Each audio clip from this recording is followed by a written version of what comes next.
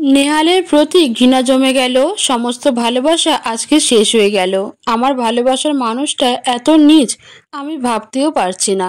রবি, আমি কাজী সাহেবকে ফোন দিয়েছি। সে আসলেই ধর্মীয় রীতিতে বিয়েটা সম্পন্ন হবে। মিস্টার নেহাল, আপনি বিয়েটা আমাকে জোর করে না করলেও তো পারতেন। আপনার স্ত্রী বিষয়ক কথাগুলো যে আমি বলেছিলাম সেগুলো সেই সময়ই তো ক্লিয়ার করে দিতে পারতেন। আপনি কি ভেবেছেন জোর করে বিয়ে করে আমার ভালোবাসা পাবেন? না, তা কখনো সম্ভব না। আপনার এই অফিসে আসার আগ মুহূর্ত পর্যন্ত আমি আপনাকে ভালোবাসতাম, কিন্তু এই মুহূর্তে আমি আপনাকে ঘৃণা করি। পৃথিবীর সবচেয়ে বেশি ঘৃণা করি। তুমি ঘৃণা করো আর ভালোবাসো, সেটা ম্যাটার করে না। ম্যাটার করে আমি তোমার স্বামী, সেটা তোমার উপর সব অধিকার এখন থেকে আমার। স্বামী! স্বামী শব্দটার মানে যদি আপনি জানতেন তাহলে সেদিন আমাকে ফিরিয়ে দিতেন না। আর ফিরিয়েই যদি দিলেন তাহলে আজকের এসবের মানে কি? তোমাকে একটা গল্প শোনাই মিস। উপস, সরি মিসেস রাত্রি। তোমার সঙ্গে সম্পর্ক থাকাকালীন আমার আরও 3টা সম্পর্ক ছিল, যেটা আমার অজান্তেই তোমার বাবা জেনে যায় আর আমাকে তোমার জীবন থেকে সরে যেতে বলে। আমি যেতে চাইনি, তাই তিনি আমারও পায়ে ধরেছিল, তবুও রাজি হইনি। কারণটা তুমি ভালোই জানো। তোমার টাকায় আমার পড়াশোনা। হা হা। কিন্তু তোমার বাবা যখন দেখলো আমি তোমার সাথে সম্পর্কটা চালিয়ে যাচ্ছি, আবারও আমার সাথে দেখা করে তোমার সাথে সম্পর্ক শেষ করতে বলে, কিন্তু আমি রাজি হইনি। কিছুটা ভেবে প্ল্যান চেঞ্জ করি। আমি তোমার বাবার কাছে টাকা চাই, যে আমাকে যদি আমার চাহিদা মোতাবেক টাকা দেয় তাহলে তোমাকে ছেড়ে দূরে চলে যাব। তোমার বাবাও রাজি হয়ে যায়। যতই হোক, কোনো বাবা তো আর চায় না একটা খারাপ ছেলেকে তার মেয়ে ভালোবেসে যাক, তাই যত টাকা চাই সব দিয়ে দেয়। আমিও সেখান থেকে চলে আসি। মিস্টার নেহাল, আপনি বড়ই বোকা আজকের বুঝলাম। এসব কথা আমাকে না জানালে হয়তো আপনার স্ত্রী হিসেবে কোনো না কোনো দিন আপনাকে মাপ করে আবার ভালোবাসতে শুরু করতাম। এখন কি হবে ভেবে দেখেছেন? সব ভেবেছি রাত্রি। তুমি শোনো, আমার গল্প কিছুটা বাকি আছে। তারপর তোমার সাথে ব্রেকআপ করা, অন্য কোথাও চলে যাওয়া, এভাবে 1 বছর কেটে যায়। একসময় আমি বুঝতে পারি তোমাকে ভালোবাসি। তখন তোমাকে, তোমার পরিবারকে আর তোমার বাবার অফিস কিছুই আর খুঁজে পাইনি। কিন্তু ভাগ্য দ্বারা কিনা সম্ভব, আমার অফিসে তুমি জবের ইন্টারভিউ দিলে।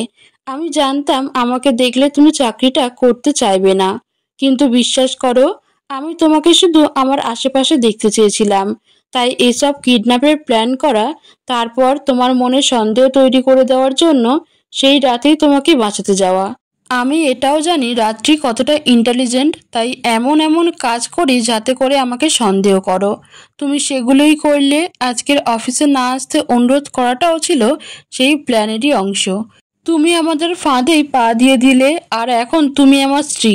হা হা হা। হাসুন, খুব ভালো করে হাসুন। নিয়াল, মনে রাখবেন, এই স্ত্রী শুধু একটা শব্দ আপনার আর আমাদের মাঝে। এখানে না থাকবে কোনো অনুভূতি, আর নাই ভালোবাসা।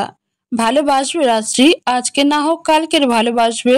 যদি তাও না হয়, যেদিন আমি দুনিয়া ছেড়ে চলে যাব সেদিন আমাকে ভালোবাসবে। কথাটা লিখে নিও। ভালো তুমি আবার বাসবে। আগে কতটা ভালোবাসতে তার থেকে 1000 গুণ বেশি ভালোবাসবে। আপনি স্বপ্নই দেখতে থাকেন মিস্টার নেহাল। আমি কখনো আপনাকে ভালোবাসবো না। আপনার জন্য থাকবে শুধু একরাশ ঘৃণা। সারা জীবন থাকবে, মরার আগ পর্যন্ত। আমি যেমন 100% শিওর ছিলাম আজকে তুমি আমার অফিসে আসবে, তেমনি আমি এখন অতটাই শিওর আছি যে তুমি আবার ভালোবাসবে। কতটা সেদিন তুমি নিজেই বুঝে নিও। যেদিন আমি থাকবো না। এই কথার মাঝখানে কাজী চলে আসলো। ধর্মীয় রীতিমতো আমাদের বিয়ে সম্পন্ন হলো। ঘৃণা থাকা সত্ত্বেও বিয়েটা করতে হলো, শুধুমাত্র মাকে হারানোর ভয়ে। বিয়ে শেষ হলে চলো এবার মায়ের কাছ থেকে দোয়া চেয়ে নিয়ে আসি। আপনার মা আছে? তুমি আমার স্ত্রী, তোমার মা মানেই আমার মা। যাক, মেরে ফেলতে চাইছিলেন, একটু আগে তাকে মা বলতে আপনার লজ্জা করে না? মেরে ফেলতে চাইছিলাম তো তোমার জেদ ভেঙে ফেলতে। যদি তাকে মারার ভয় না দেখাতাম তাহলে তুমি কখনোই এই বিয়েতে রাজি হতে না। নেহাল, তোমাকে আমি মনের কথা কিভাবে বোঝাই বলতে পারো? নিজেই তো ঘৃণা তৈরি করে দিয়েছো তোমার প্রতি। সব করেছি, বিয়ের সব নিয়ম মেনেছি। একবারও আমার মনকে জিজ্ঞেস করেছো তার মত আছে কি না? না, এই মনে শুধু ঘৃণা ঘৃণা ঘৃণা। মনে মনে। চলো রাত্রি যাওয়া যাক বাসাতে। নিহাল আর আমি মায়ের সামনে দাঁড়িয়ে আছি, বিয়ের রেজিস্ট্রেশন পেপার মায়ের হাতে। নিহালের তো বিয়ে হয়ে গেছে, এটা কিভাবে করলি তোরা? আন্টি সরি মা, আমার কোনো জায়গায় বিয়ে হয়নি। রাত্রি নিজের মনে মনেই সব কাহিনী তৈরি করে আমাকে জিজ্ঞেস করতো, আর আমি মজা নেওয়ার জন্য হ্যাঁ হু করতাম। যাক, এখন আর আমার কষ্ট নেই। সারা জীবনই চাইতাম তোমাদের হাত একসাথে হোক। আজকে তো হলো, আর কোনো চিন্তা নেই আমার। জি মা, আপনি আমাদের জন্য দোয়া করবেন। সবসময় দোয়া করি তোমার জন্য। তোমার সৎ ছেলের হাতে মেয়েকে দিয়ে যে আমি নিশ্চিন্ত। মা, তুমি যাকে সৎ বলছো সে একটা পাক্কা ভিলেন। আমাকে ছেড়ে দেওয়ার জন্য কত কিছুই না করেছে, আবার আমাকেই নিজের জীবনে ফিরে পাওয়ার জন্য কত জঘন্য কাজটাই না করেছে। আমাকে কিডন্যাপ করেছে, তোমাকে পর্যন্ত মেরে ফেলতে চেয়েছে মনে মনে। নিহাল, মা আপনি আপনার সমস্ত কিছু গুছিয়ে নেন। আজকে থেকে আপনি আমাদের সাথে থাকবেন। না বাবা, জামাইয়ের বাড়িতে থাকতে আছে নাকি? জামাই বাড়ি না, আপনি ছেলের বাড়ি থাকবেন। তাড়াতাড়ি সব গুছিয়ে নেন। আর এই বাসাটাই আমি কেয়ারটেকার রেখে দিব, সমস্যা নাই। আর মাসে মাসে এই বাড়িতে সবাই একবার করে ঘুরে যাব। সমস্ত কিছু গুছিয়ে নিহালের বাড়ির দিকে রওনা দিলাম আমার ঘৃণার সংসারে। নেহালের বাড়িতে কলিং বেল বাজানোর সাথে সাথে একজন মেয়ে দরজা খুলে দিল। আমার সমবয়সী কিংবা কম বয়সী হবে, কোলে ছোট্ট একটা মেয়ে। কেমন আছেন ভাবি? আমার দিকে তাকিয়ে জিজ্ঞেস করলো। হ্যাঁ ভালো আছি, আপনি কেমন আছেন? আমি ভালো আছি। আর হ্যাঁ, আমাকে আপনি করে বলবেন না, আমি আপনার থেকে অনেক ছোট হব। তুমি করে বললেই হবে। আরে আসুন আসুন, আমি তো কথা বলতে বলতে আপনাদের বাইরেই দাঁড় করিয়ে রেখেছি। মায়ের সাথেও কুশল বিনিময় করলো। কথার ভাব দেখে মনে হচ্ছে ভালো ঘরের মেয়ে। আমি হলাম সারা, রবির স্ত্রী, আর আপনার হাজবেন্ড মানে নিহাল ভাইয়ার বোন। যদিও রক্তের সম্পর্ক নেই, তবুও বোন। আর এই যে আমার কলিজাটা, আমার তিতলিমণি। মনে মনেই বললাম, যাকে ভাই বানিয়েছো আর যার সাথে ঘর করছো দুটোই হলো কালসাপ। জানি না তোমার কপালে কি আছে। কি ভাবছেন ভাবি? না কিছু না। গতদিন শুনছিলাম তিতলি অসুস্থ, এখন কেমন আছে? এখন একদম ভালো আছে ভাবি। নিহাল ভাইয়া থাকতে তার ভাগ্নি অসুস্থ থাকতেই পারে না। হুম, আপনাকে দেখে মনে হচ্ছে খুব চিন্তিত আছেন ভাবি। কোনো সমস্যা হলে আমাকে জানাতে পারেন। বা কোনো সমস্যা নেই? সমস্যাই বা কেন হবে, ভালোবেসে বিয়ে যে করেছেন। হা হা হা। নিহাল দেখছি বোনের কাছে খুব ভালো সেজেছে। জিনাকে ভালোবাসা বলছে, কি করে পারে এসব? সারাদিন এভাবেই পার হয়ে যায়। রাত 11টা, বাসর ঘরে বসে আছি। একটু পর নিয়ে আসলো সাথে রবি। নে, তোর স্বামীকে রেখে যাচ্ছি, দেখে রাখিস। এরা এমন ভাব করছে যেন আমি নিজে ইচ্ছায় বিয়ে করেছি। সবটা যে ওরা জোর করে করেছে সেটা কি মনে করতে চাচ্ছে না, নাকি বুঝতে পারছে না? রবি চলে গেল। সামনে বসে আছে নিহাল। মনের ভিতর একটাই ভয়, যদি নিহাল আমার উপর স্বামিত্ব ফলায় কি করব আমি? নিজেকে কি ওর কাছে বিলিয়ে দেব, নাকি বাধা দেব? নেহাল নিজের উপস্থিতি জানান দিচ্ছে, কিন্তু আমি কোনো কথা বলছি না। অনেকক্ষণ পর, রাত্রি জানি তোমাকে জোর করে বিয়ে করেছি। আবার অতীতে তোমাকে নিজের দোষে দূরে সরিয়েছিলাম। আমি ভুল করেছি, আমাকে কি মাফ করা যায় না? আপনি শুধু ভুল করেননি, আপনি পাপও করেছেন। আর পাপ ক্ষমা করার মালিক আমি না, আল্লাহর কাছে মাফ চাইবেন। তার মানে তুমি আমাকে ক্ষমা করে দিয়েছো? আমি কোনোদিন আপনাকে ক্ষমা করলে আমার মৃত বাবার সাথে অন্যায় করা হবে, যাকে টাকার বিনিময়ে একটা কাপুরুষের কাছ থেকে নিজেরই মেয়েকে কিনতে হয়েছিল। বলুন তো কিভাবে ক্ষমা করব আপনাকে? মনকে বলে দেখো, ঠিক পারবা। মনে মনে বললাম, মনকে কি বোঝাবো? নেহাল, তুমি যা করেছো মাফ করা যায় না। আর কত ভালোবাসার দোহাই দিবে তুমি? নিজেকে ছোট করতে করতে যে তুমি নিশ্চিহ্ন হয়ে যাচ্ছ আমার মন থেকে, সেটা কি ভেবে দেখেছো? আর হ্যাঁ রাত্রি, আমি তোমার কাছে আজকে স্বামীর অধিকার চাচ্ছি। তুমি কি দিবে? আজকে বিয়ে করলেন আর আজকেই আমার দেহ চাচ্ছেন? এমন হলে তো পতিতালয়ে যেতে পারতেন। কোথায় আপনার ভালোবাসা? এইটা ভালোবাসা? তুমি আল্লাহর কালাম সাক্ষী করা স্ত্রী। আমার কি কোনো অধিকার নেই আমার স্বামীর অধিকার চাওয়া? শুধুমাত্র আল্লাহর কালাম সাক্ষী করার জন্য আমি আপনাকে আমার দেহের উপর কৃতিত্ব ফলানোর অধিকার দিলাম। এটা কেমন কথা? স্বামীর হক আছে স্ত্রীর প্রতি, কিন্তু তার মানে এই না যে তার দেহকেই ভালোবাসবো। আমি যেহেতু আপনার স্ত্রী, আমার প্রতি আপনার অধিকার আছে। নেহাল আমাকে জড়িয়ে নিল নিজের সাথে। আমিও নেহালের সাথে নিজেকে জড়ালাম। এই কেমন ভালোবাসা! যাকে ভালোবাসলাম সে ছেড়ে চলে গেল, আবার যখন ফিরে এলো তার প্রতি ঘৃণা ভরে উঠল মনে। কিন্তু সে স্বামী আমার, আমার উপর তার অধিকার আছে। আমি যদি তাকে বাধা দিই তাহলে আল্লাহকে অমান্য করা হবে। যদিও সে কোনো কিছুই ঠিক করেনি আমার সাথে, কিন্তু একটা সম্পর্ক সত্য। সে আমার স্বামী আর আমি তার স্ত্রী, পৃথিবীর সবচেয়ে পবিত্র সম্পর্ক। তবুও তাকে আমি ঘৃণা করি, স্বামী হিসেবে না, মানুষ হিসেবে। সকালে নিজেকে নেহালের বুকের উপর আবিষ্কার করলাম। মানুষটা এখনো ঘুমিয়ে আছে, কি নিষ্পাপ দেখাচ্ছে মুখটা। একবার ছুঁয়ে দিতে ইচ্ছা করছে, কিন্তু নিজেকে ওর কাছে বিলিয়ে দিয়েও আজ যেন আমি দোটানায় পড়ে আছি, ভালোবাসা আর ঘৃণার। মন বলছে আবার ভালোবাসতে, কিন্তু মস্তিষ্ক বলছে ঘৃণা করতে। সত্যি আমি দোটানায় পড়ে আছি, ঠিক যেন একটা গোলক ধাঁধা, যার কোনো শেষ বা শুরু নেই। আছে শুধু দোদুল্যমান একটা মন, যে আমার ইচ্ছা বা নিজের ইচ্ছায়ও থামতে পারছে না। নেহালের চোখ মেলে তাকানোর আগেই আমি নিজেকে সরিয়ে ওয়াশরুমের দিকে চলে গেলাম। শাওয়ার নিয়ে বের হয়ে দেখলাম নেহাল এখনো শুয়ে আছে। আমি বারান্দায় গেলাম, ইজি চেয়ারে বসে আছি। আল্লাহর কাছে আমি সাহায্য চাচ্ছি। দুই মনা হয়ে কিভাবে থাকবো? নিজেকে মাঝে মাঝে অসহায় মনে হচ্ছে। আমাকে কিছু একটা স্থির করতেই হবে, ভালোবাসা বা ঘৃণা। যদি ভালোবাসাই, কারণ খুবই কম, সেই তুলনায় ঘৃণা করাটা বেশি যুক্তিযুক্ত।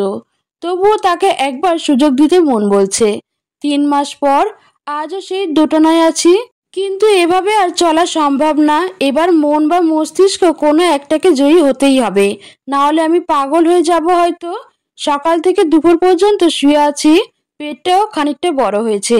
পেটের বাবুটা কেমন আছে? নেহাল আর আমার বাসর রাতের কাছাকাছি আসার আল্লাহর দেওয়া উপহার হয়তো। তারপর থেকে তার সাথে না বলেছি নিজের ইচ্ছায় কথা, না তাকে বলার সুযোগ দিয়েছি। কিন্তু আমি এই ঝামেলা শেষ করে চাই। মা অনেকবার খাওয়ার জন্য ডেকে গিয়েছে, কিন্তু আমার দেহ চলছে না আজকে। মা এসে আমাকে খাইয়ে দিল। এভাবে তোকে শুয়ে থাকতে দেখে আমার আর ভালো লাগছে না মা, চল তোকে নিয়ে ডাক্তারের কাছে যাই। কিন্তু মা, তুমি নিজেও সুস্থ নেই। নেহাল আসলে না হয় ওকে বলবো। তুই বলবি নেহালকে? এটা আমি বিশ্বাস করব? নিজে মরে পড়ে থাকবি, তবুও বলতে চাইবি না যে তোর সমস্যা হচ্ছে। কিন্তু মা, কোনো কিন্তু না, চল আমার সাথে। মায়ের সাথে হাসপাতালের উদ্দেশ্যে রওনা দিলাম। হাসপাতালে ওয়েটিং রুমে বসে আছি। হঠাৎ নেহালকে দেখলাম একটা মেয়েকে কোলে নিয়ে দ্রুত পায়ে হেঁটে আসছে। এই দৃশ্যটা কোনো স্ত্রীর জন্যই সহ্যের বাইরে।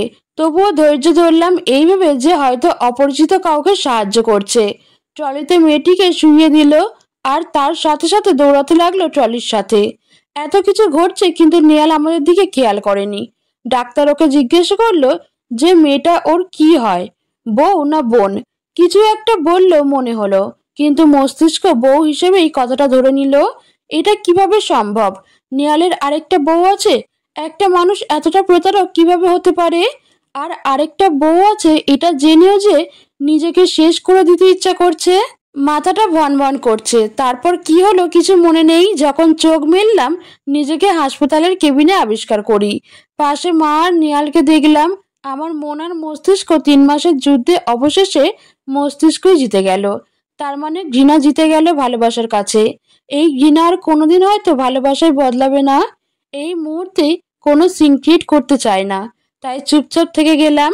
ডাক্তার চেক আপ করে সবাইকে দুশ্চিন্তা করতে নিষেধ করলো, কারণ এই অবস্থা একটু অস্বস্তি, একটু অসুখ হবেই। বাসায় এসে সবার সাথে দেখা করে তিতিলকে একটু আদর করে ঘরে চলে আসলাম।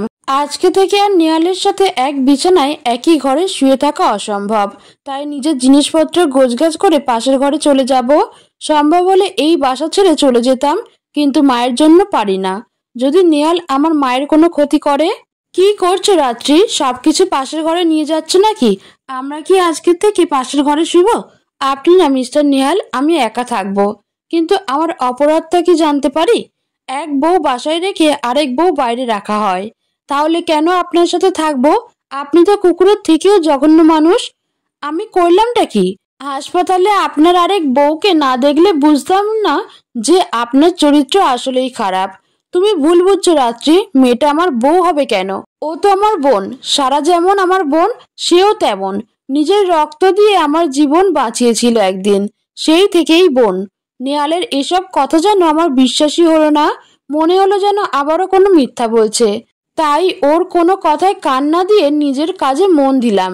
দেখলো কাজ হচ্ছে না, তাই আমার হাত ধরলো। আমি এক ঝটকা মেরে নিজের হাত ছুড়িয়ে দিলাম।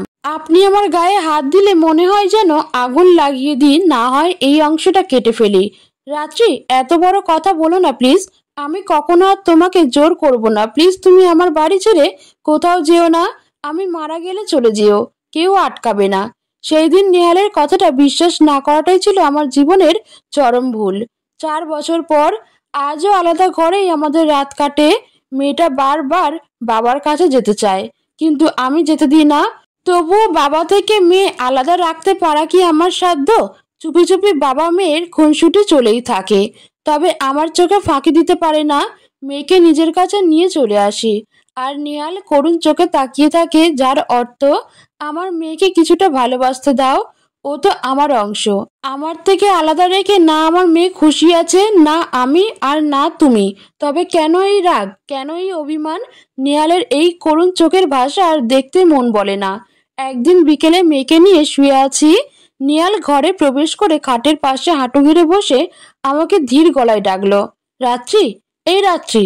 শুনছি, জরুরি মিটিং আছে, এর জন্য চট্টগ্রাম যেতে হচ্ছে। সে তো প্রতি মাসে যেয়ে থাকেন, তাহলে এখন বলার মানে নেই কোনো। তোমার কাছে না থাকতে পারে, কিন্তু আমার কাছে আছে। জি বলুন। প্রতিবার যাই কিছু মনে হয় না, কিন্তু এবার কেন জানি মনে হচ্ছে এটাই তোমার সাথে আমার শেষ দেখা। নেহালের কথা শুনে হৃদয়টা ধক করে উঠল। ঘৃণার আড়ালের ভালোবাসাটা দেখাতে চায় না, তবে সে আমার জীবন থেকে হারিয়ে যাক এটা কখনো চায়নি। দূরে থাকি তবুও সে থাকুক আমার জীবনে, কোনো মায়ায়, কোনো পবিত্র বন্ধনে। আমাকে চুপ থাকতে দেখে নেহাল বলল, কিছু বলছো না যে? কি উত্তর দেব আমার জানা নেই, কিন্তু আপনার সাথে এটাই শেষ দেখা, এটা আপনি কিভাবে বলছেন? যদি আমি মারা যাই? কথাটা শুনে চোখ দিয়ে টপ টপ করে পানি পড়তে লাগলো। যাকে ঘৃণা করি সে আমার স্বামী, আমি তো ঘৃণা করি, তাহলে কেন এই ধরনের কথায় আমার বুক ফেটে কান্না আসছে? আমাকে ঘৃণা করো, তাহলে আমার মরার কথা শুনে কেন কান্না করবা? কে বলেছে আপনার মরার কথা শুনে কান্না করছি? বুঝেছি, ভাঙবা তবুও মচকাবা না। ঠিক আছে থাকো, আমি গেলাম। মিটার কপালে চুমুকে বের হয়ে গেল। আমি মনে প্রাণে চাই নেহালের কিছু না হোক। এই কেমন ঘৃণা আমি নিজেও জানি না। 1 ঘন্টা পর মায়ের কোলে মাথা রেখে শুয়ে আছি, মেয়েটা পাশেই ঘুমাচ্ছে। মা মাথায় হাত বুলিয়ে দিচ্ছে। আমাকে মারার হুমকি দিয়ে নেহাল তোকে বিয়ে করেছে বল মা। না মা, এটা তুমি কি বলছো? এমন জঘন্য কাজ কোনো দিন করতে পারে না, কিন্তু সেই কাজটাই যে নেহাল করেছে। মায়ের কথা শুনে সারা শরীর দরদর করে ঘামতে লাগলো। নেহাল খারাপ এতদিন শুধু আমি জানতাম, এখন তো মাও জেনে গেল। অবশ্য আলাদা ঘরে থাকার আলাদা কাজ দিয়েছিলাম, কিন্তু এখন আমি কি বলবো কিছু বুঝে উঠতে পারছি না। আল্লাহ, একই বিপদে ফেললে তুমি। না মানে মা, সবকিছুর পিছনে কারণ থাকে মা। নেহাল এমন কে চরিত্র যা চাদরে ঢেকে রাখা, কিন্তু তুই তো চাদর খুলেই দেখিসনি, তাহলে জানবি কি সত্যিটা আর মিথ্যাটা কি? তোমার কোনো কথাই আমি বুঝতে পারছি না মা। এই ডায়েরিটা পড়। ডায়েরির উপরে খুব সুন্দর করে লেখা রয়েছে, এক জীবনে শুধু তুমি। আমাদের প্রেম চলাকালীন সময়ে নেহাল বারবার বলতো এই কথাটা, আর এটাও বলতো, তোমার আমার প্রেম কথা ডায়েরিতে লিপিবদ্ধ করে রাখি। ডায়েরির একটা নামও দিয়েছি, এক জীবনে শুধু তুমি। এটা তো নেহালের ডায়েরি মা। অবাক চোখে মাকে জিজ্ঞাসা করলাম। হ্যাঁ, নেহালের ডায়েরি, স্টোর রুমে পেলাম, পড়ে দেখ। আচ্ছা তুমি একটু তোমার নাতনিকে দেখো। আমি ওই রুমে গেলাম। প্রথম পৃষ্ঠা, আমার জীবনের আলো আমার ভালোবাসা রাত্রিকে পেয়েছি, ও আমাকে ভালোবাসে, এটা প্রথম শুনলাম। এত সুখে যে মরে যেতে ইচ্ছা করছে।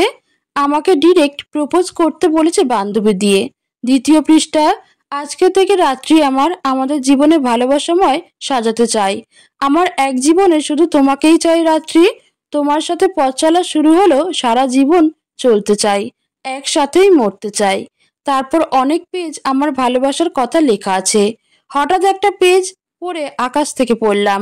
রাত্রির বাবা টাকা দিয়ে আমাকে রাত্রির কাছ থেকে সরাতে চায়, কিন্তু আমি বলে দিয়েছি এক জীবনে শুধু রাত্রিকে ভালোবেসেছি। যদি আমি বেঁচে থাকি তাহলে রাত্রিকে ভালোবাসবই। কিন্তু উনি আমাকে অবাক করে দিয়ে বলে, তোমার ভালোবাসার এতটাই জোর? ঠিক আছে, আমি তাহলে রাত্রিকেই মেরে ফেলবো। দেখবো কেমন থাকো এক জীবনে একসাথে তোমরা। বাবার মুখে মেয়েকে মেরে ফেলার কথা শুনে বিশ্বাস হচ্ছিল না, কিন্তু আমাকে আবারও অবাক করে দিয়ে উনি বললেন, নিজের বাবা আর ভাইকে মেরে বিজনেসটা নিজের করেছি, তাহলে মেয়েকে কেন মারতে পারবো না? এবার সত্যিই আমি ভয় পেয়ে যাই। যে নিজের বাবা ভাইকে মারতে পারে সে মেয়েকে কেন মারতে পারবে না? অবশ্যই পারবে। তাই আমি বললাম, আপনার মেয়েকে ভালোবাসি, তার মানে তার ভালো চাই, আপনি দয়া করে কিছু করবেন, ওকে আমি অনেক দূরে চলে যাব। পরের পৃষ্ঠা। আজকে রাত্রির সাথে সম্পর্ক শেষ করলাম। রাত্রি একটাই কথা বলছিল, আচ্ছা, কিন্তু একবার ইচ্ছা করছিল যেও না রাত্রি, তুমি ছাড়া আমি অপূর্ণ এক জীবনে তোমাকে ছাড়া কিভাবে থাকবো? তোমার বাবা এই এতিমের সাথে কোনোদিন বিয়ে দিবে না, তাই এই সম্পর্কে ইতি টানতে হলো, কিন্তু নিয়তি আমাকে বেঁধে রেখেছে। আমার এখন চিৎকার করে কাঁদতে ইচ্ছে করছে। আমার বাবার কথা কোনোদিন নেহাল বলেইনি। কেমন মানুষ তুমি? তার মানে কি কিডন্যাপ? মাকে মেরে ফেলতে চাওয়া কোনো নাটক? আগ্রহ নিয়ে আরো পড়তে লাগলাম, আমাকে সব জানতে হবে। হ্যাঁ, সব নেহালের নাটক ছিল।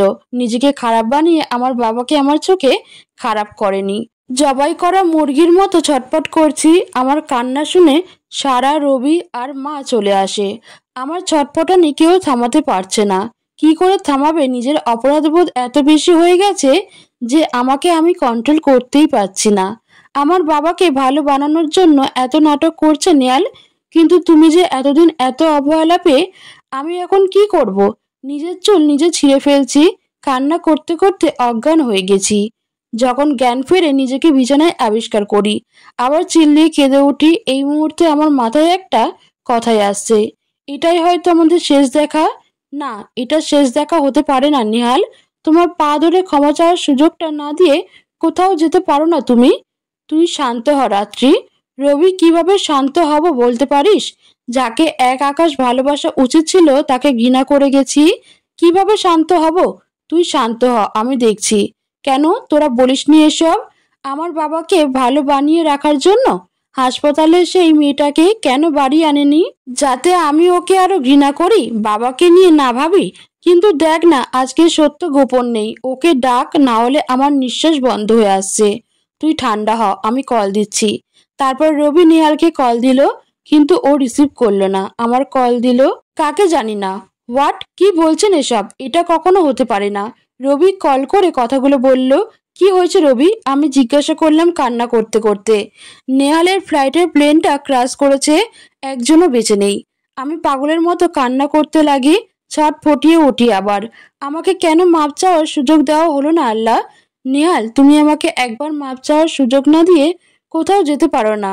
কেউ কলিং বেল বাজালো। রবি গিয়ে দরজা খুলে দিল। সামনে থাকা মানুষটাকে দেখে নিজেকে আর ধরে রাখতে পারলাম না, দৌড়ে গিয়ে পা জড়িয়ে ধরলাম। আমাকে মাফ করে দাও নিহাল। যেই তোমাকে মাথায় তুলে রাখা দরকার ছিল সেই তোমাকে প্রতিনিয়ত অপমান করে গেছি। তুমি কেন আমার বাবাকে ভালো বানানোর জন্য নিজে ভিলেন সাজতে গেছো? কেন কেন কেন?